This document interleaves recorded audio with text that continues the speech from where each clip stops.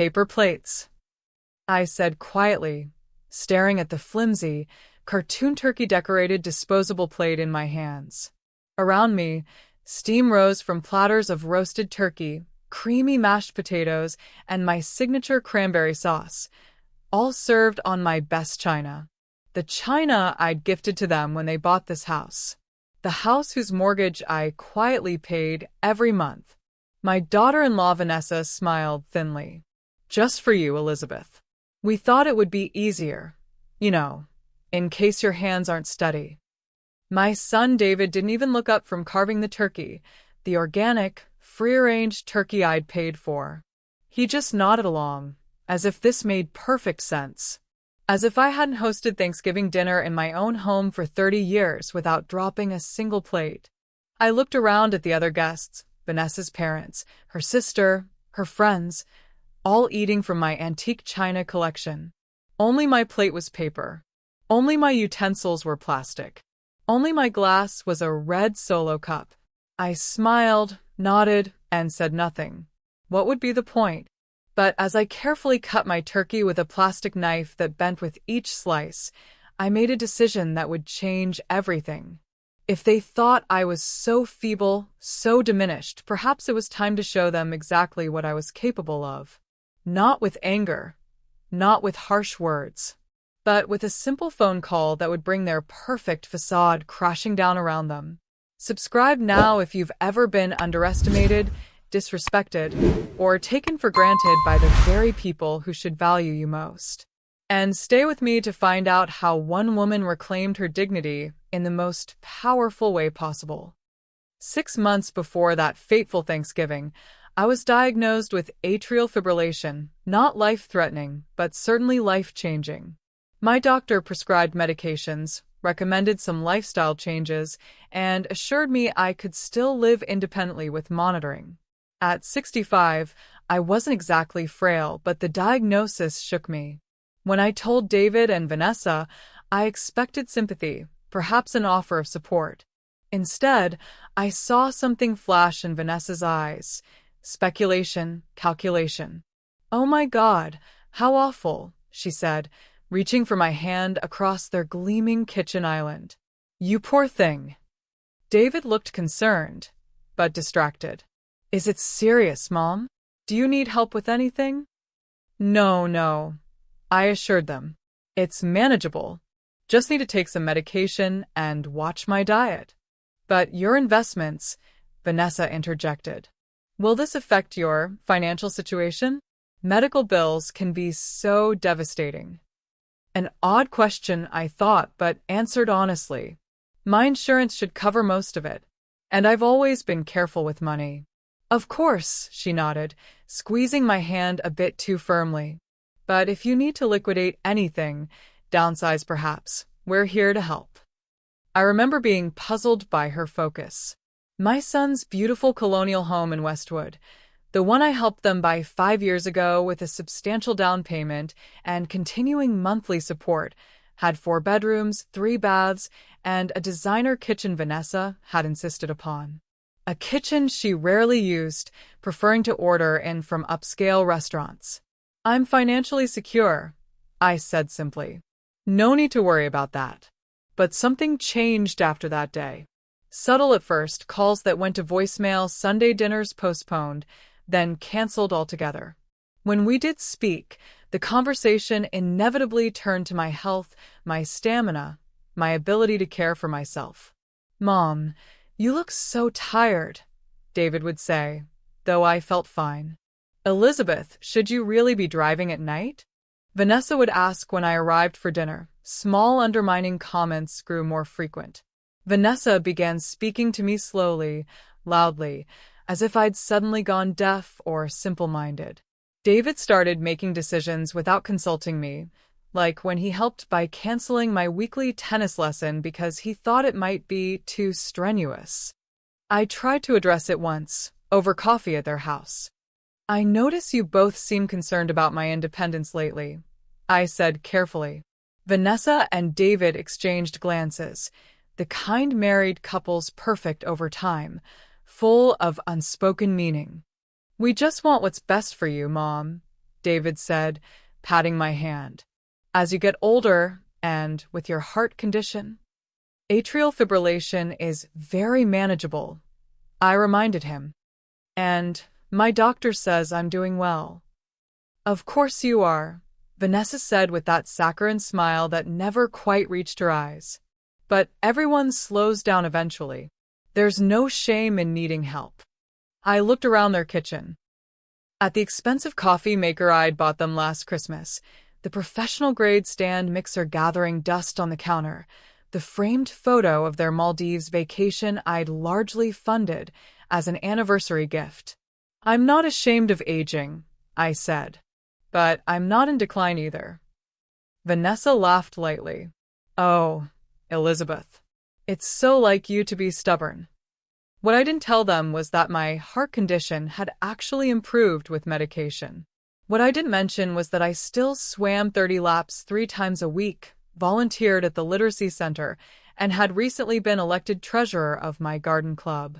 And what I definitely didn't disclose was that every month I transferred $3,800 into a special account from which their mortgage was automatically paid, an arrangement I'd set up when David lost his job 3 years ago. He'd found new employment within 6 months, but I never stopped the payments. It was my gift to them, my way of helping my only son build a secure future. A gift they'd apparently forgotten. Or perhaps one they'd simply come to expect. After that conversation, I noticed Vanessa started rescheduling whenever I suggested meeting her for lunch. My birthday came and went with only a text message. When I dropped by unannounced one afternoon with homemade cookies, I caught them hastily ending a conversation that, from the awkward silence and guilty glances, seemed to be about me. Summer faded into fall. The trees in their neighborhood turned brilliant shades of amber and crimson. My birthday flowers sent by my tennis friends, not my son, withered on my mantel. Thanksgiving approached. We'd like to host this year, Vanessa announced during a rare phone call. It's time we took over the tradition. I was surprised but pleased. That sounds lovely. What can I bring? Just yourself, she said. We want to do everything. You deserve a break. It seemed like a peace offering, a return to normal. Perhaps I'd been overthinking their behavior. Perhaps my diagnosis had frightened them more than it had me. How wrong I was. Thanksgiving Day arrived crisp and clear. I wore a sage green dress with a string of pearls Robert had given me on our 25th anniversary, 7 years before cancer took him. I brought a bottle of good wine despite Vanessa's insistence I needn't bring anything, and drove the familiar route to their home with a light heart. Vanessa's red SUV was in the driveway, along with several other vehicles I didn't recognize. I rang the doorbell, waiting on the porch steps I'd helped them restore 2 summers ago. The door swung open to reveal not my son or daughter-in-law, but a woman I vaguely recognized as Vanessa's college friend Tiffany. "Oh," she said, seeming startled. "You must be David's mom. Come in." I stepped into the foyer, taking in the scene. Voices and laughter echoed from the dining room, a full house. The aroma of roasting turkey filled the air, along with the distinctive scent of my own cranberry sauce recipe. "Mom." David emerged from the kitchen, wiping his hands on a dish towel. "You're early." I checked my watch. "I'm right on time, actually. 2 o'clock, as Vanessa said." He looked flustered. "Right, of course. Let me take your coat." As I handed him my wool coat, I noticed Vanessa's parents entering from the living room, cocktails in hand. They nodded coolly in my direction. We'd never been close, but the chill was new. "Elizabeth," Vanessa appeared, looking stunning in a burgundy dress I'd never seen. "You made it." Her tone suggested surprise, as if my attendance had been uncertain. As if I might have been too infirm to drive 15 minutes across town. "Wouldn't miss it," I said warmly. "The house looks beautiful." And it did. Fall-themed decorations adorned every surface, professionally arranged, by the look of them. A far cry from the handmade centerpieces and heirloom decorations we'd used when Thanksgiving was at my house. We hired a decorator, Vanessa confirmed, watching my reaction. And a professional photographer is coming later. For the gram, you know. I didn't know, actually, but I nodded as if this made perfect sense. Can I help with anything in the kitchen? I offered. Oh no, Vanessa said quickly. Everything's under control. Why don't you just sit in the living room until dinner's ready? I'm sure you could use the rest. I was guided to an armchair slightly apart from where the other guests were chatting and drinking. No one offered me a cocktail. When I rose to get one myself, David intercepted me. Let me get that for you, Mom. You shouldn't be on your feet too much. He returned with water. Just water. Not the wine I'd brought. Not the signature cocktail others were enjoying. We're being careful with your medication, he explained when I raised an eyebrow. My medication had no alcohol restrictions, as my doctor had clearly explained in David's presence. But I sipped the water and smiled. When dinner was announced, everyone moved to the dining room. A parade of stylish outfits and animated conversation. I followed, noticing immediately that the table was set beautifully with my old china, the Wedgwood pattern I'd collected over decades and given to them when they bought the house. David directed me to a seat at the far end of the table, away from him and Vanessa, who sat at each end like king and queen holding court. I found myself between Vanessa's teenage nephew, engrossed in his phone, and an empty chair. That's when I noticed it. Everyone else had the Wedgwood china in front of them. My place setting consisted of a paper plate with cartoon turkeys around the border, a red Solo cup, and flimsy plastic cutlery still in its wrapper. Paper plates, I said quietly, staring at the flimsy, cartoon turkey-decorated disposable plate in my hands. Vanessa glanced over, that cold smile firmly in place. Just for you, Elizabeth. We thought it would be easier. You know, in case your hands aren't steady. My son didn't even look up from carving the turkey, the organic, free-range turkey I'd paid for. He just nodded along, as if this made perfect sense. As if I hadn't hosted Thanksgiving dinner in my own home for 30 years without dropping a single plate. The conversation around the table faltered briefly, then resumed at a slightly higher pitch, as if to cover the awkward moment. I felt eyes darting toward me, then away. Pity from some. Amusement from others.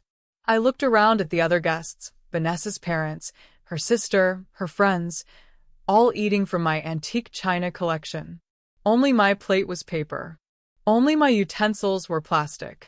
Only my glass was a red Solo cup. Elizabeth, Vanessa called from the head of the table. Since you're closest to the kitchen, would you mind bringing out the extra gravy boat? It should be on the counter. Before I could respond, she added with exaggerated concern, if you're feeling up to it, of course. This was met with poorly disguised snickers from her friends. I rose without comment and went to the kitchen. When I returned with the gravy, Vanessa looked at me expectantly. And the cranberry sauce? Back to the kitchen. Then again for the forgotten bread basket. And again for more napkins. Mom's our honorary server tonight, David joked as I moved back and forth between the dining room and kitchen. She's so used to hosting, she can't help herself. I caught Vanessa's sister whispering to the woman beside her, both of them glancing in my direction and smirking.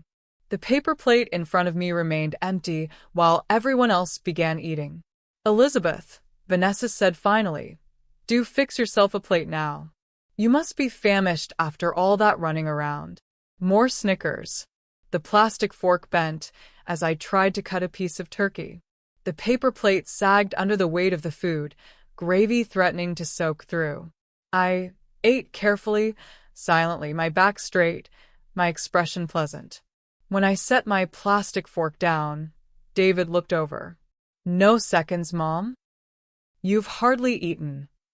I'm pacing myself, I replied evenly. It's all delicious. She has to be careful with her diet now, Vanessa stage whispered to her friend.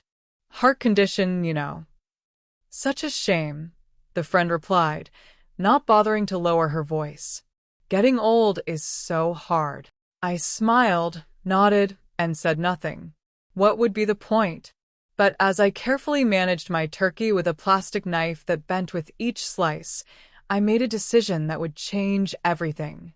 After dinner, while everyone else moved to the living room for coffee and dessert, I was asked to help clear the table. "Since you're already up," Vanessa explained, not meeting my eyes. In the kitchen, I took out my phone and sent a brief email to my financial advisor, then a text to my attorney. By the time I returned to the dining room with dessert plates, china for everyone but me, I felt lighter somehow, determined. "Elizabeth, before you sit," Vanessa called as I set down the last plate. "Would you mind serving the pie? You just have such a knack for perfect slices." I stood at the sideboard, cutting and serving while everyone else sat. When only one slice remained, I placed it on my paper plate and rejoined the table. "A toast," David said, raising his glass. "To family, to good food, and to new traditions." Everyone clinked glasses. My solo cup made a dull plastic sound against Vanessa's crystal. "And to Mom," he added as an afterthought. For being here. For being here. Not for raising him alone after his father died. Not for working 2 jobs to put him through college. Not for the down payment on this house, or the mortgage payments I still made each month. For being here. As if my mere presence was the extent of my contribution. I smiled, nodded, and said nothing. But as the evening wound down and I prepared to leave, I knew with absolute clarity that while I had indeed been present that day, I would not be here for them in all the ways they had come to take for granted. Not anymore. If they thought I was so feeble, so diminished, perhaps it was time to show them exactly what I was capable of.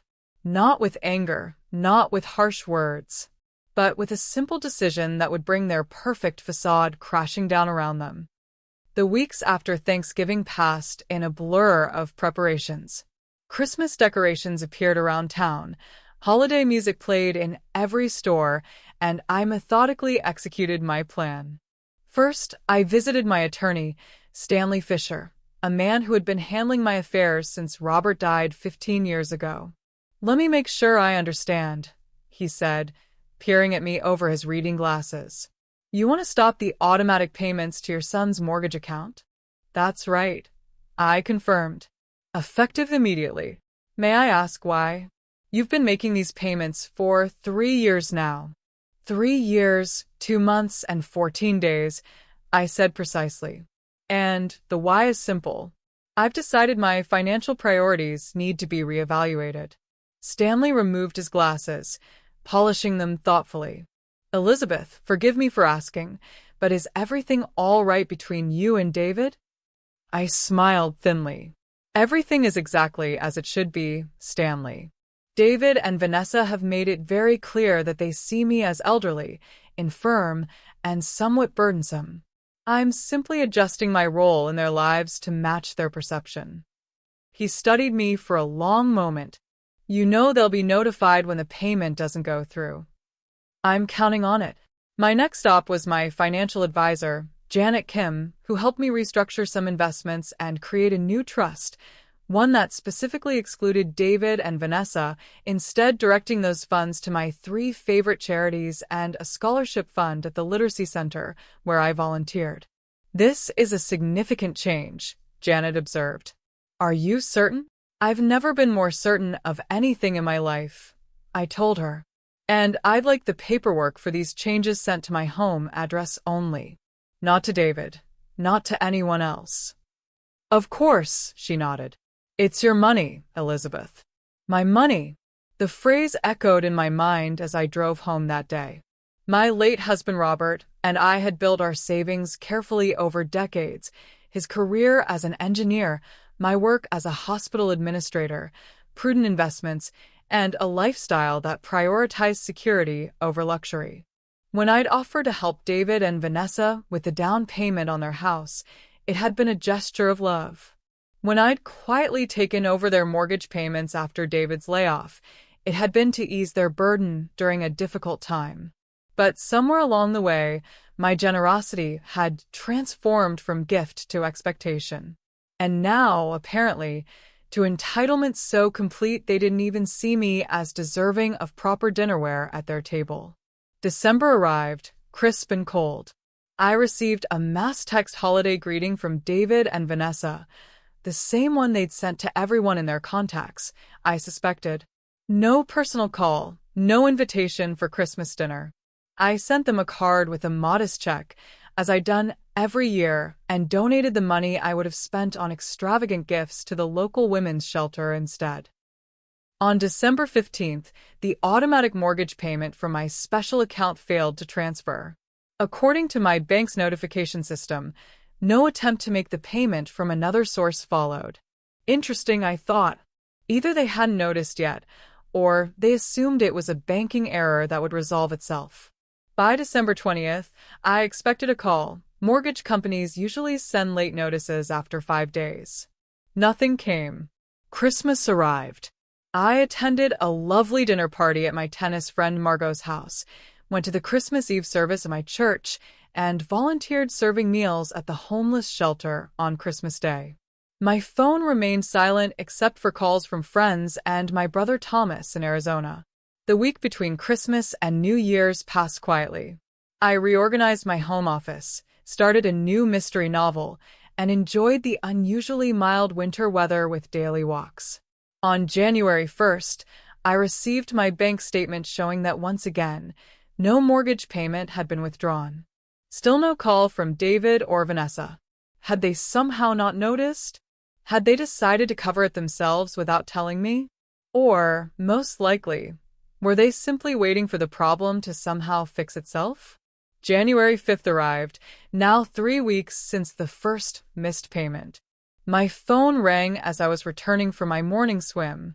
David's name appeared on the screen. "Mom," he said when I answered, his voice tight with forced casualness. "Happy New Year. How are you?" "I'm well, thank you," I replied pleasantly. "How are you and Vanessa?" Good, good. Listen, I was checking our accounts and noticed something strange. It looks like your contribution to our mortgage didn't go through last month." Contribution. Such a careful word. Not gift, not support, certainly not payment. "Oh," I said, matching his casual tone. "That's odd." "Yeah, I figured it must be some glitch with the bank. Could you check on it?" "I'll look into it," I promised. "Great, thanks. Maybe you could call them today?" The mortgage company sent a notice, and we wouldn't want it to affect the credit score, you know. Not our credit score. The credit score, as if it were a disembodied entity unconnected to actual people or responsibilities. "I understand," I said. "I'll sort it out." He seemed relieved. "Perfect. Hey, gotta run. Conference call in 5. Love you, Mom." He hung up before I could respond. I sat with my phone in my hand for several minutes, contemplating. He hadn't asked why the payment might have failed. He hadn't offered to cover it himself. He hadn't even acknowledged that I had been making this substantial payment month after month, year after year. Just a request, no, an expectation that I would sort it out. I did exactly that, though not in the way he assumed. I called my bank and confirmed that the automatic payment had been permanently canceled, exactly as I'd instructed. Then I blocked the mortgage company's number from my phone to prevent any courtesy calls they might make about the account. 2 more weeks passed. January became a deeper winter, frost patterns etching my windows in the mornings, the days still short and the nights long and contemplative. On January 21st, nearly 6 weeks after the first missed payment, my doorbell rang. It was not, as I had half expected, David or Vanessa. Instead, it was a courier with certified documents requiring my signature. Inside the envelope was a letter from David and Vanessa's mortgage lender, addressed to me as the account manager. It detailed the missed payments, the accruing late fees, and the potential consequences, including negative credit reporting and, eventually, foreclosure proceedings. The tone was formal, businesslike, but carried an unmistakable note of warning. I filed the letter carefully in my desk drawer and continued with my day. My new yoga class was at 2 p.m., and I didn't want to be late. That evening, my phone lit up with David's name again. "Mom," he said immediately, his voice strained. "Did you get a letter from the mortgage company?" "I did," I confirmed calmly, "so you know there's a problem with the payments. They're saying we're 6 weeks behind now." "Yes, that's what the letter indicated." A pause. "So, are you going to fix it?" I took a deep breath. No, David. "I'm not." The silence that followed was so complete, I thought the call might have dropped. "What do you mean you're not?" he finally managed, his voice rising. "You've always handled this." "I've chosen to discontinue those payments," I said evenly. "As of December." "You've what?" Why? "Mom, what are you talking about?" "I've decided to reorganize my finances," I explained, as if discussing a change in dinner plans. "The mortgage payments are no longer part of my monthly expenditures." "You can't just decide that." His voice cracked with indignation. "We've been counting on that." And there it was, the entitlement laid bare. Not gratitude for past support, but outrage at its withdrawal. "You and Vanessa have good jobs," I reminded him. "The mortgage is legally your responsibility, not mine. I've been helping voluntarily." "But we have bills," he sputtered. "The kitchen renovation, Vanessa's car lease, our trip to Bali next month." "I'm sure you'll figure it out," I said, echoing the dismissive phrase Vanessa had used about my health concerns. "Is this because of Thanksgiving?" he demanded. "Because if you're upset about something Vanessa said—" "This isn't about Thanksgiving," I interrupted, though of course it was, at least in part. "This is about me making financial decisions that align with my current priorities." "Your priorities?" He sounded incredulous. "Mom, we're your family. We should be your priority." "Family," I repeated, the words sitting heavy on my tongue. "Yes, we're family. And families treat each other with respect, David. They value each other's contributions. They don't serve one member on paper plates while everyone else uses fine china." Another silence, this one charged with understanding. He knew exactly what I meant. "That was Vanessa's idea," he said finally, his voice smaller. "She thought. It doesn't matter whose idea it was." I cut in. "What matters is that neither of you saw anything wrong with it. Just like neither of you sees anything wrong with expecting me to pay your mortgage indefinitely without acknowledgement or gratitude." "Mom, I have to go now, David. My book club meeting starts in 20 minutes, and I'm bringing the refreshments." "Wait." His voice was desperate now. "What are we supposed to do about the mortgage?" "I suggest you pay it," I said simply. "That's how mortgages typically work."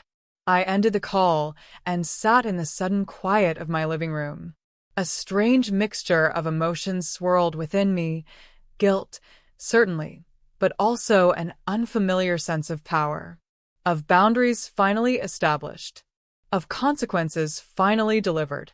The storm was coming. I had no illusions about that. But for now, there was a strange peace in knowing I had finally spoken my truth. The next morning brought exactly what I expected. Vanessa on my doorstep, immaculately dressed despite the early hour, her expression a careful mask of concern. "Elizabeth," she said when I opened the door. "May I come in? We need to talk." I gestured her inside. The house was warm, filled with the aroma of the banana bread I'd baked at dawn, when sleep eluded me. "Coffee?" I offered. "No," she said, then reconsidered. "Actually, yes. This might take a while." I poured 2 cups and led her to the living room, taking my usual seat in Robert's old armchair. Vanessa perched on the edge of the sofa, her designer handbag placed precisely beside her. "David told me about your conversation," she began, cupping her coffee without drinking it. "About the mortgage." I assumed he would. She leaned forward, her voice dropping into a tone of practiced intimacy. Elizabeth, I think there's been a misunderstanding. If this is about Thanksgiving, it's not just about Thanksgiving, I said quietly, though that was certainly illuminating. The paper plate? She waved a dismissive hand. That was thoughtless, I admit. We were concerned about you with your condition. My condition is managed with medication. I interrupted. As you well know, I am neither frail nor incapable. Of course not, she backpedaled smoothly. It was just, we didn't want you to worry about breaking anything. The Wedgwood was my wedding china, I reminded her. A gift from my mother. I used it for 30 years without incident before giving it to you. She had the grace to look momentarily discomfited. Well, regardless, if we offended you, we apologize. But surely that's not worth this. This, I repeated. You mean my decision to stop paying your mortgage? It's just so sudden, she said, setting her untouched coffee down. We've had an arrangement. An arrangement, I echoed. Interesting choice of words. Tell me, what exactly was this arrangement from your perspective? She blinked, thrown off script. Well, you offered to help when David lost his job. I did, I agreed. 3 years ago. He's been employed again for 2.5 years. Yes, but... She hesitated. We thought you wanted to keep helping.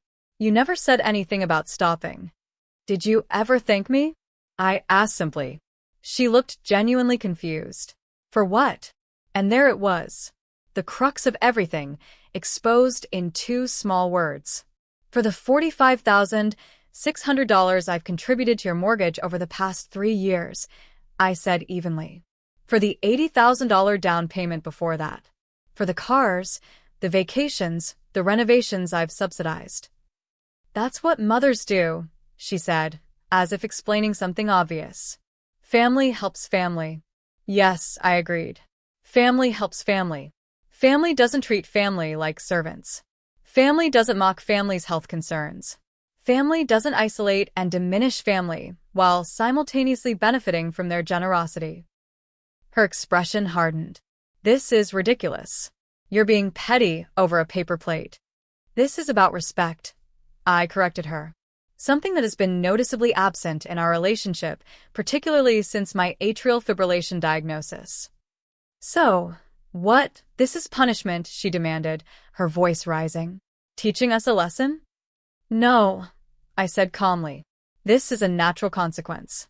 I've simply decided to allocate my resources in ways that reflect the actual dynamics of our relationship. She stood abruptly. You can't do this. We've built our lives around certain financial expectations. Expectations, I repeated. Not agreements, not gifts. Expectations. You know what, Elizabeth? You're being selfish. After everything we've done for you. I raised an eyebrow. What exactly have you done for me, Vanessa? She faltered, searching for examples. We call. We invite you for holidays. When was the last time you called me just to talk? Not to ask for something, not to check if I'd fallen and couldn't get up, but just to connect. She had no answer. When was the last time you or David offered to help me with anything? I continued. To drive me to a doctor's appointment, to fix something around the house, to simply spend time with me? Still no response. The arrangement, as you call it, has been entirely one-sided, I concluded, and I've decided to stop participating in it. Fine, she said, snatching up her bag. Keep your money. We don't need it. I'm glad to hear that, I replied sincerely, because it's no longer available to you. She stormed to the door, then turned with her hand on the knob. This isn't over, Elizabeth. David is your son. Yes, he is, I agreed. And I will always love him. But love doesn't require me to be his personal bank. Not anymore. After she left, I sat for a long time with my cooling coffee, wondering if I'd done the right thing. Not legally, I knew I was within my rights. Not financially, I could easily afford to keep making those payments. But morally, emotionally, had I gone too far? The memory of that paper plate with its cartoon turkeys answered my question. The plastic cutlery wrapped in a napkin like you'd give a child. The solo cup. The requests to serve food while others ate. The whispers, the smirks, the casual cruelty. No, I decided. I hadn't gone too far. I had simply, finally, gone far enough. February arrived with unexpected snow, transforming the neighborhood into a winter wonderland that normally would have delighted me. Instead, I watched the silent, white accumulation from my window with a heaviness in my heart. 2 weeks had passed since my confrontation with Vanessa. 2 weeks of silence from David. I knew from the mortgage company's automated notifications, which went to my email as the account manager, that no payment had been made. Mid-month, my phone rang with David's number. I answered on the third ring, steeling myself. "Mom," he said without preamble, "we need to talk about this mortgage situation." "I'm listening," I said. "We can't make the payment," he said, his voice strained. "Not the full amount, not with the late fees that have accumulated." "I see. Is that all you have to say?" he demanded. "We're facing foreclosure here." "Foreclosure is a lengthy process," I pointed out. "You've missed 2 payments. That's concerning, but not irreversible." "Easy for you to say," he snapped.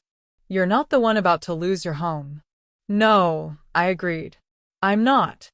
But I'm also not the one legally responsible for the mortgage." "So that's it? You're just going to let this happen?" I sighed.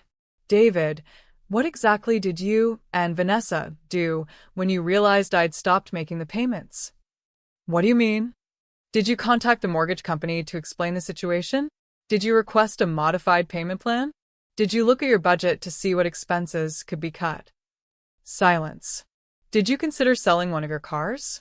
Canceling your Bali trip? Picking up extra work?" More silence. "I thought not," I said softly. "Instead, you waited 6 weeks, assuming I would fix it. When I didn't, you called to demand that I resume payments. When that failed, you sent Vanessa to manipulate me. And now, you're trying guilt." "That's not fair," he protested. "What's not fair," I said, "is treating me like an ATM while simultaneously treating me like an invalid." "Is this about Thanksgiving again?"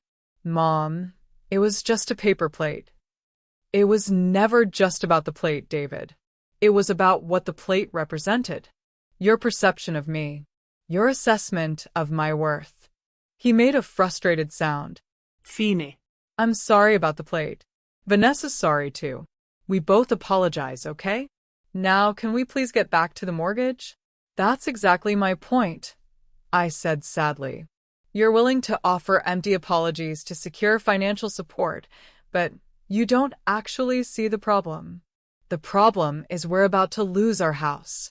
"No," I corrected him. "The problem is that somewhere along the way, you and Vanessa began to see me as both a burden and an endless resource. You can't have it both ways, David. You can't treat me as though I'm incapable while simultaneously depending on my capabilities." A long silence followed. "What do you want from us?" he finally asked, his voice quieter. "Respect," I said simply. "Genuine connection. A relationship where I'm valued as a person, not a checkbook. And if we can show you that, you'll help with the mortgage again?" I closed my eyes briefly. Even now, it was about the money. "This isn't a negotiation," I said. "I'm not withholding funds until you behave better. I've made a permanent change to my financial commitments." "So that's it." His voice cracked. "You're just going to let us lose everything?" "You're not losing everything, David. You're losing a house you can't afford. There's a difference." "Thanks a lot, Mom," he said bitterly. "Real maternal of you." The call ended abruptly. I set the phone down and moved to the window, watching snowflakes swirl against the darkening February sky. My heart ached, but my resolve remained firm. 3 days later, an unexpected letter arrived from the mortgage company. It wasn't addressed to me this time, but had been forwarded from David and Vanessa's address. Inside was a formal notice of intent to begin foreclosure proceedings if the now 3 months of missed payments weren't brought current within 30 days. I placed it with the other documents in my desk drawer and tried not to think about what would happen next. Part of me, the mother who had nursed scraped knees and dried tears, wanted to relent, to fix this as I had fixed so many problems in David's life. Another part, the woman who had been served dinner on a paper plate in her own china, knew that some lessons can only be learned through consequences. March arrived with milder weather, crocuses pushing through the thawing ground in my garden. I was on my knees, gently clearing debris from around the tender shoots, when a car pulled into my driveway. David emerged, looking haggard in a way I'd never seen before, unshaven, hair uncombed, wearing the same Columbia sweatshirt he'd had since college. "Mom," he said, approaching slowly. "Can we talk?" I stood, brushing soil from my gardening gloves. "Of course." We sat on the porch swing, the same one where I'd read him stories as a child. For a long moment, neither of us spoke, just watched the neighborhood children riding bikes on the sidewalk across the street. "They're selling the house," he said finally. "Or the bank is, technically." I nodded, not surprised but still saddened. "I'm sorry it came to that." "Are you?" He gave a bitter laugh. "This is exactly what you wanted." "No, David. This is exactly what I wanted to prevent. I tried to warn you and Vanessa for months that your lifestyle wasn't sustainable without my contributions." "You could have kept helping us," he insisted. "You have the money." I could have, I agreed. But what would that have taught you? That you can treat people however you like as long as they're useful to you. He looked down at his hands. "Where are we supposed to go? We can't find anywhere to rent with the foreclosure on our record." "What about Vanessa's parents?" I suggested. "They have that large house in Newton." He shook his head. "They won't take us in." They said. He trailed off. "They said what?" "They said we made our bed by depending on your money, and now we have to lie in it." His voice was hollow. "They think we were using you." "Weren't you?" He flinched as if I'd struck him. "I didn't see it that way." "How did you see it then?" He struggled to articulate something he'd clearly never examined. "I just thought, you're my mom. Helping is what moms do." "Within reason," I said gently. "Within respect. Within mutual care." "We're staying with Craig for now," he said, referring to a college friend I'd met once or twice. "On his pull-out couch. Vanessa's not handling it well." I could imagine. Vanessa of the designer kitchen and luxury SUV, reduced to sleeping on a friend's sofa bed. "What are you going to do?" I asked. He rubbed his face tiredly. "I don't know. Find a place we can afford, I guess. Somewhere much smaller. Vanessa's talking about moving back to Chicago to be near her sister." "And how do you feel about that?" "Honestly?" He met my eyes for the first time. Relieved. "Things haven't been good between us for a while. This situation just made it worse." This surprised me. I'd had no indication their marriage was struggling. "She blames me," he continued. "Says if I'd been a better son, you wouldn't have cut us off." A flicker of maternal protectiveness flared within me, but I tamped it down. "And do you blame me?"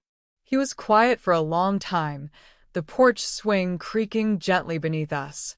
"I did," he admitted finally. "At first. But then I started thinking about everything. How we treated you, how we just expected your help without gratitude. The paper plate thing." He shook his head. "I was embarrassed when Vanessa did that, but I didn't say anything. I just let it happen." "Why?" I asked, genuinely curious. "Because it was easier," he said simply. "Easier to go along with her than to confront her. Easier to take your money than to live within our means. Easier to think of you as getting old and fragile than to acknowledge everything you still do for us." The honesty was unexpected and, I had to admit, somewhat healing. "I'm sorry, Mom," he said, his voice breaking slightly. "I've been a terrible son." "Not terrible," I corrected him. "Just misguided. Prioritizing the wrong things." Like a 4-bedroom house we couldn't afford without you. Among other things. He sighed deeply. I don't suppose there's any chance you'd reconsider? About the mortgage? And there it was again, the hope for a financial rescue. The house is already in foreclosure, David. That ship has sailed. Right. He nodded, disappointment evident. Worth a shot. We sat in silence again, watching as the neighborhood children were called indoors by their parents as dusk approached. I should go, he said finally. Craig's expecting me for dinner. As he stood to leave, I made a decision. David, I said, I won't pay your mortgage. That chapter is closed. But I do have a suggestion. He turned, hope flickering across his tired face. There's a small condo for rent in my building, I said. 1 bedroom, nothing fancy. The rent is reasonable. If you're interested, I could put in a good word with the landlord. Just for me? He asked, catching my meaning immediately. Just for you, I confirmed. If you and Vanessa stay together, that's between you. But my offer is for my son, not for both of you. He considered this, emotions crossing his face too quickly to read. I'll think about it, he said finally. Do that, I replied. And David? If you decide to take it, there will be conditions. What kind of conditions? Regular dinners together. Real conversations. A chance to rebuild our relationship on healthier terms. No financial support, he clarified.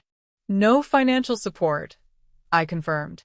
Just mother and son, finding our way back to each other. He nodded slowly. I'll let you know. As I watched him drive away, I wasn't sure if he would accept. Part of me hoped he would. Another part recognized that whatever happened next had to be his choice, not mine. April arrived with gentle rains and the promise of renewal. My garden burst into color, daffodils nodding in the breeze, tulips standing at attention, hyacinths filling the air with sweet fragrance. I hadn't heard from David in 3 weeks, not since our conversation on the porch swing. I didn't call or text, honoring the space I sensed he needed. The condo in my building remained available, a possibility hanging between us unresolved. The foreclosure on the Westwood house proceeded inexorably. I received a final notification as the listed account manager, informing me that the property would be auctioned the following month.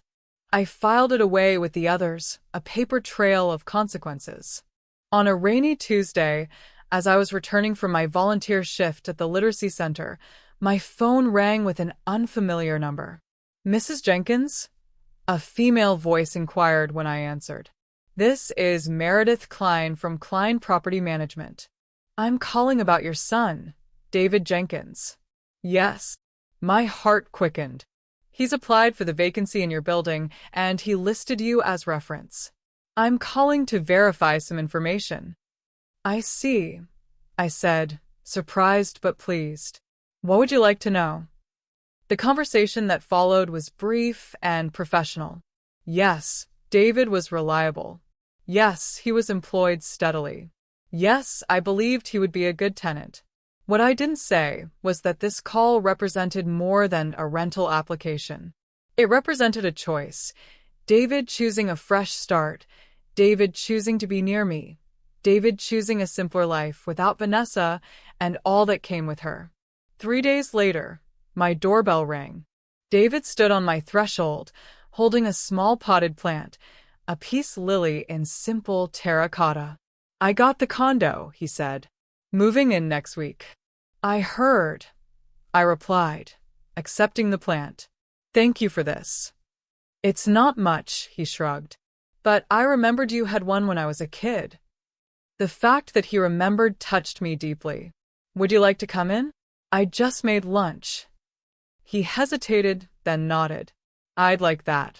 Over sandwiches and iced tea at my kitchen table, we began the careful work of rebuilding. He told me about the job he'd taken on the side to supplement his income. I shared stories from the literacy center. We avoided mention of Vanessa, of the foreclosure, of the paper plate incident. So, these dinners you mentioned, he said as we cleared the dishes together. How often were you thinking? Once a week, I suggested. Sundays, perhaps. Sundays work, he nodded. And what will these entail exactly? I smiled slightly. Conversation. Honesty. Real plates. He winced at the reference but nodded. I deserve that.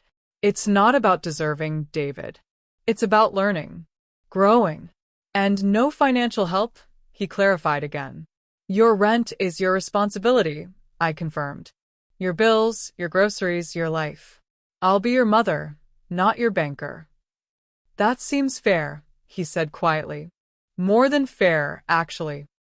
When he left that afternoon, something had shifted between us, the first tender shoots of a new relationship pushing through the soil of the old one. The following Sunday, he arrived for dinner with a bottle of wine and a willingness to try that moved me deeply. We talked, really talked, about Robert's death, about the years after when it had just been the two of us, about the gradual shift in our dynamic as Vanessa entered the picture. She resented you, he admitted over dessert. Your independence, your financial security. She thought you flaunted it. I never meant to, I said, surprised. I know that now, he nodded. But at the time, it was easier to see things through her lens. To believe you were showing off when you helped us, rather than just being generous. And what about you? I asked. Did you resent me too? He considered this honestly. Not resent, exactly. But I think I took you for granted. Expected your help without earning it or appreciating it. The conversation wasn't easy, but it was necessary. The lancing of an old wound to allow proper healing. As spring turned to summer, our Sunday dinners became a ritual. Sometimes we cooked together. Sometimes we ordered in. Always, we talked with a new honesty that had been missing for years. David adjusted to his smaller life with surprising grace. The one-bedroom condo was a far cry from the Westwood house, but he made it his own. He sold his expensive car for a more modest model. He brought his lunch to work instead of dining out. One Sunday in July, as we sat on my balcony watching the sunset, he said something that caught me off guard. I'm happier now, he admitted. With less. Less. I echoed. Less space. Less stuff. Less pressure. He sipped his lemonade thoughtfully.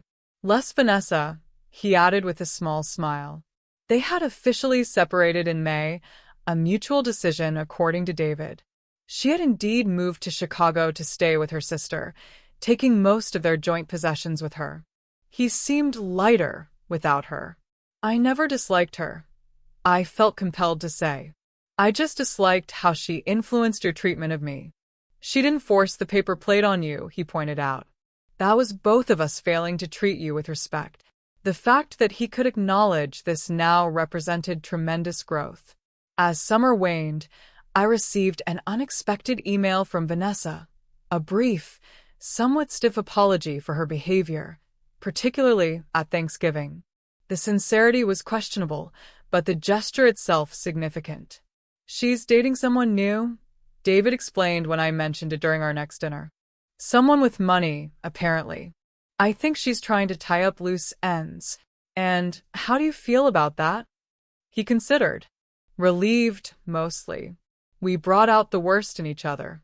Her materialism, my passivity. We were never going to make each other happy. In September, as the leaves began to turn and thoughts of holidays approached, David raised a subject we'd both been avoiding. About Thanksgiving this year, he began cautiously. Yes. I set down my fork, giving him my full attention. I was wondering if we could have it here. At your place. He rushed on before I could respond. I'd cook. Nothing fancy, just the traditional stuff. Maybe invite Uncle Thomas if he's coming east this year. The request was simple, but the gesture profound, an acknowledgement of past wrongs, an attempt to create new, healthier patterns. I think that would be lovely, I said, emotion catching in my throat. And Mom, he added with a small smile. I promise everyone gets real plates this time. I laughed, the sound carrying away the last of the hurt I'd been harboring. I should hope so. When Thanksgiving arrived, it bore no resemblance to the previous year's debacle. David cooked a modest but delicious meal. Thomas flew in from Arizona. We ate on my everyday dishes. No fine china, no paper plates, just simple ceramic stoneware that held no painful memories. As we sat around my dining table, sharing stories and passing dishes family style, I caught David watching me with an expression of mingled regret and gratitude. "What?"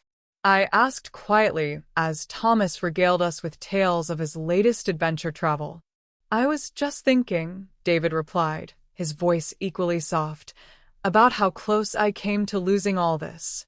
"To losing you?" "But you didn't," I reminded him. "No," he agreed. "Thanks to a paper plate and your refusal to accept it." I reached across the table and squeezed his hand. Sometimes the most valuable lessons come from the most humbling experiences. "I've learned my lesson," he assured me. "No more taking you for granted. No more expecting rescue." "And I've learned too," I admitted, "about enabling versus supporting, about the difference between giving from love and giving to avoid conflict." We shared a smile of understanding, then turned our attention back to Thomas's animated description of his zip-lining misadventure in Costa Rica. As I looked around my table, at my brother, at my son, at the empty chair where Robert would have sat, I felt a profound sense of rightness. The journey here had been painful, yes. The path had included betrayal, hurt, and difficult decisions. But we had arrived at a new place, a place of authentic connection, of mutual respect, of boundaries honored rather than trampled. The paper plate incident, as we now sometimes jokingly called it, had been a blessing in disguise. It had forced into the open what had long festered beneath the surface. It had required us to confront uncomfortable truths. It had necessitated change. And change, while rarely easy, was exactly what we had needed. Later, as we cleared the dishes together, David washing, me drying, Thomas putting away, I found myself filled with quiet gratitude. Not for material things, not for grand gestures, but for the simple gift of being seen, valued, and respected by those I loved most. It had taken a paper plate, a mortgage, and a foreclosure to get us here. But perhaps that was exactly the price that needed to be paid for this new beginning, this truer, healthier version of family we were creating together, one real plate at a time. If you've ever been underestimated, disrespected, or taken for granted by those who should value you most, remember, sometimes the greatest act of love is not endless giving, but establishing boundaries that demand respect. Like Elizabeth, you deserve to be seen for who you truly are, not just what you can provide. Hit subscribe if this story resonated with you, and share in the comments a time when you had to stand up for your own worth, even when it was difficult. And don't forget to ring that notification bell so you never miss our next story of courage, boundaries, and the power of knowing your own value.